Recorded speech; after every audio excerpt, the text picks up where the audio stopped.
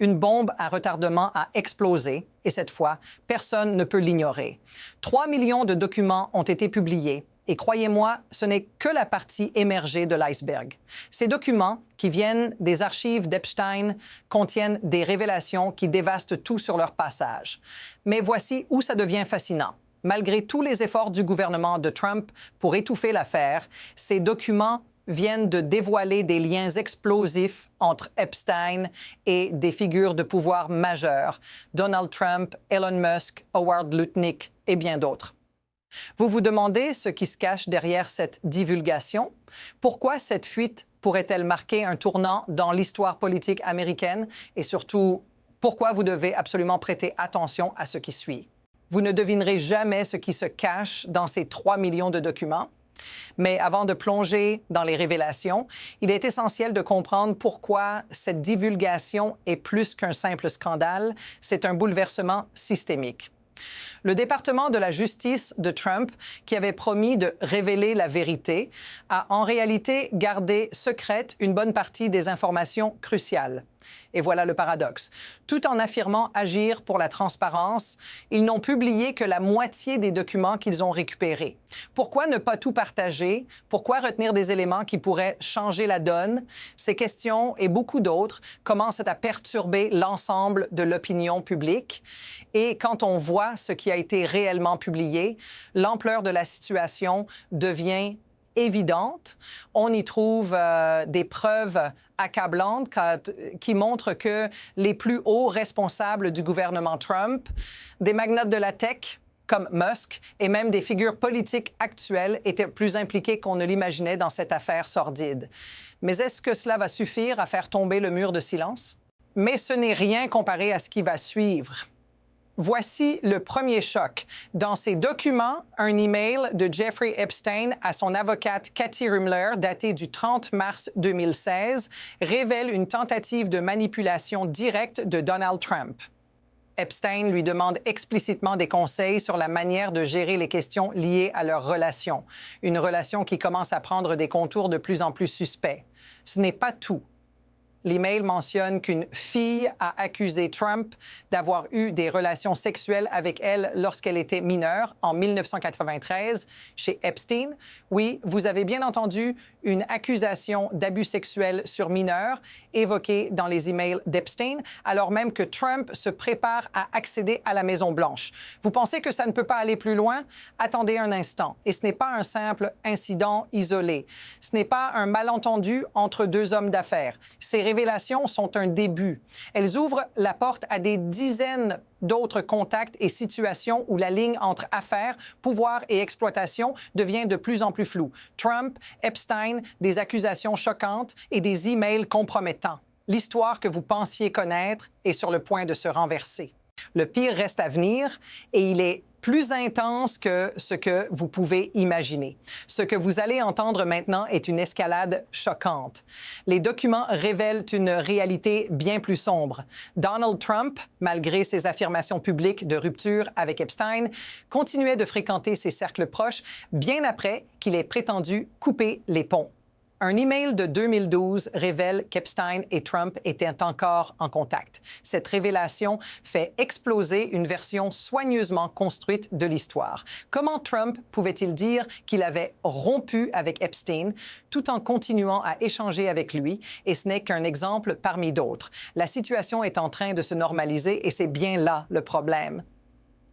Ce genre d'amitié, de relation et de compromission ne devrait pas être accepté comme normal.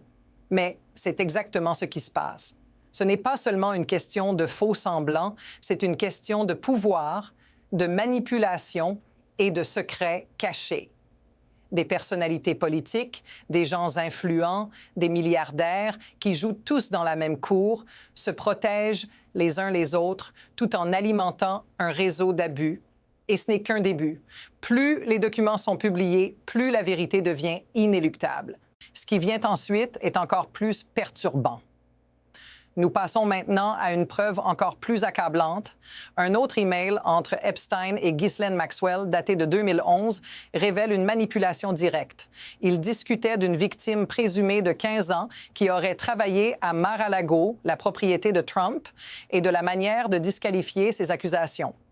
L'email mentionne même l'âge de la victime, 15 ans, ce qui soulève des questions sur ce qui s'est vraiment passé sous le toit de Trump. Loin d'être une simple erreur, ce document est une clé qui ouvre une porte vers des pratiques bien plus sombres que ce qu'on imagine. Voici ce que ça change. Ce n'est pas une accusation isolée. Cela prouve un schéma récurrent. Trump et ses associés avaient connaissance de ces accusations et ils ont tout fait pour les effacer. La question que vous devez vous poser maintenant: pourquoi n'ont-ils jamais été inquiétés? Pourquoi ces accusations restent-elles ignorées malgré des preuves de plus en plus solides? Ce qui se cache derrière ces emails et ces manœuvres est bien plus qu'un simple secret. C'est un système en place pour protéger ceux qui détiennent le pouvoir. Et ce système va-t-il s'effondrer? À ce moment, les révélations s'accumulent à une vitesse incroyable. Ce qui semblait être une simple fuite d'informations se transforme en un véritable tsunami d'indiscrétion. En quelques heures, plusieurs documents cruciaux sont apparus, chaque détail plus choquant que le précédent. Un autre email mentionne que Howard Lutnick, le magnate des médias, a envisagé de se rendre sur l'île d'Epstein en 2012. Pourtant, dans ses interviews précédentes, Lutnick avait affirmé avoir coupé tout contact avec Epstein après une rencontre en 2005. Mais voilà, les documents contredisent ces déclarations. Et ce n'est pas tout. Dans ces mêmes échanges, Lutnick et Epstein discutent d'un déjeuner à venir, planifié pour décembre 2012. La vérité commence à se dérober sous nos pieds. Chaque email, chaque révélation semble renforcer un seul constat. Tout ce qu'ils ont dit auparavant n'était qu'un écran de fumée.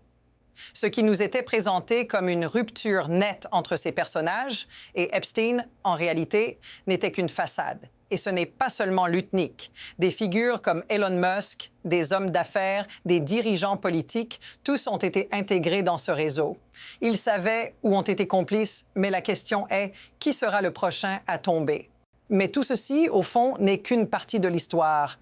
Il y a un aspect encore plus dévastateur dans cette affaire, l'impact sur les victimes.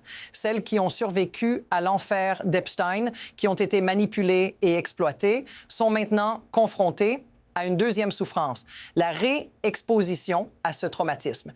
Imaginez, vous avez vécu l'horreur en silence, vous avez survécu, mais maintenant vos informations personnelles sont publiées, vos noms apparaissent dans des documents auxquels vous n'avez jamais voulu être associés.